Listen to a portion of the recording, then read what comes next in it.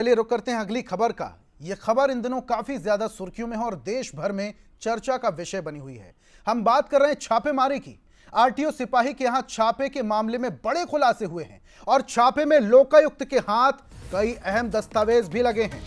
कई अफसरों और नेताओं की अब मुश्किलें भी बढ़ सकती हैं। कई सारे नाम भी उजागर हो सकते हैं। चेतन गौर ने भी पूछताछ में कई राज उगले हैं। चेतन की गाड़ी से जब्त हुआ है 54 किलो सोना। आरोपी सौरभ शर्मा के दुबई में होने की खबर है। सौरभ शर्मा की डांस पार्टी का एक वीडियो भी सामने आया है। दुबई में किसी पार्टी का यह वीडियो बताया जा रहा है।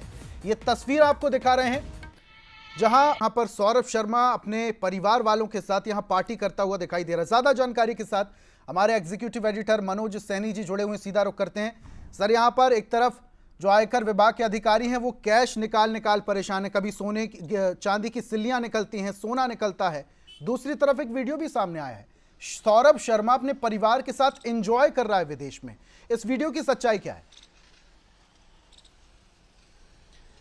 देखिए, भ्रष्टाचार का कैसा खेल हुआ होगा, आरटीओ के मार्फत किस तरह राशि की बंदरबाट हुई होगी, ये सौरभ शर्मा के यहाँ पड़ी रेड इस बात का उदाहरण है। सौरभ के बाद चेतन की गिरफ्तारी होती जैसा कहा जा रहा। चेतन भी हिरासत में, हालांकि अभी लोकायुक्त ने इस बात की पुष्टि नहीं की है, लेकिन जानकारी यह है कि चेतन को भी हिरासत में लिया गया।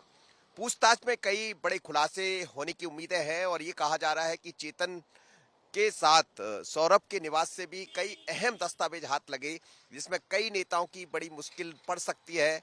वर्तमान में ऐसा कहा जा रहा है कुछ मंत्री भी हैं जो पूर्व में भी मंत्री रहे हैं, उनकी भी मुश्किलें बढ़ सकती है, ऐसी खबरें हैं।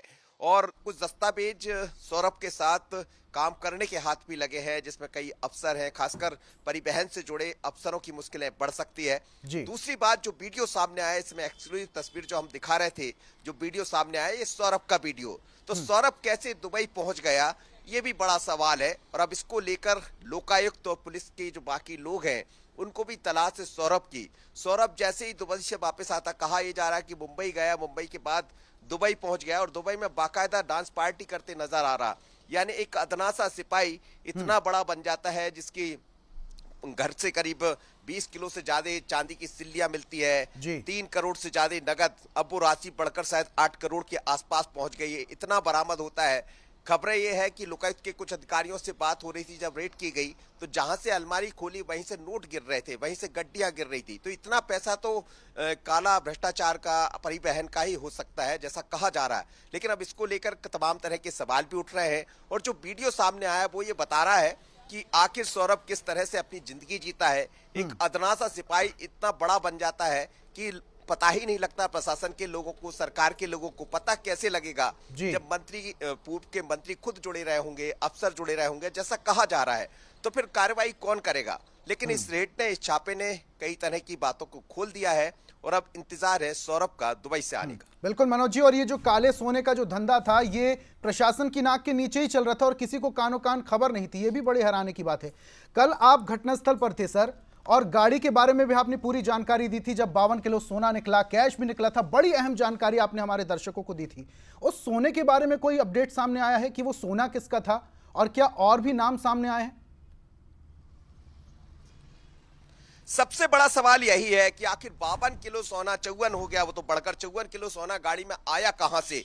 तो लगातार बड़े बड़े खुलासे हो रहे हैं, 10 करोड़ से ज्यादा केस मिल जाता है, तो पैसा किसका था। लेकिन सामने कोई नहीं आएगा। यदि सामने आता भी है तो फिर जो इनकम टैक्स कार्रवाई कर रहा है उसका कहीं उसको उससे ज्यादा हर्जाना भरना होगा। तो हमें नहीं लगता है कि किसका था, लेकिन गाड़ी तो चेतन की है।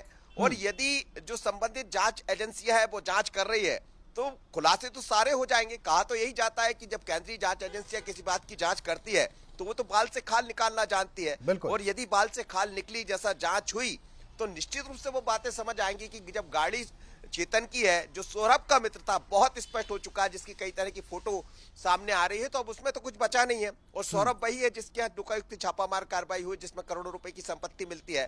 तो जो आप कह रहे हैं गाड़ी से जो बरामदगी हुई है उसके बाद निश्चित रूप से उन लोगों का जिनका ये करोड़ों रुपए रहा होगा, कहा तो कई बात जा रहा कि किसी राजनेता का पैसा था, अफसर का पैसा था, मंत्री है, पूर्व में मंत्री का, तमाम तरह की चर्चाएं चल रही, अटकलें चल रही। लेकिन बात यही है, क्या जो एजेंसी लोकायुक्त की बात करें या इनकम टैक्स जो जांच कर रहे हैं उसमें इन सब बातों का खुलासा हो जाएगा, तो होना तो यही चाहिए और होगा भी। क्योंकि अब इस पर नजर केंद्र सरकार की भी है, बाकी केंद्रीय जांच एजेंसियों की भी है कि इतना बड़ी राशि 54 किलो सोना, 10 करोड़ नगद, उसके अलावा अलग अलग जो रेट की गई उनमें भी 10 करोड़ से ज्यादा नगद मिल जाना, तो ये बता रहा है कि भ्रष्टाचार किस तरह से हुआ और परिवहन विभाग में कैसी बंदरबाट होती थी। बिल्कुल मनोज जी, और जैसे कि आपने जानकारी भी दी है कि एक कड़ी अगर खुली है तो पूरी चेन भी खुलती चली जाएगी और बहुत जल्दी पूरा खुलासा भी हो जाएगा।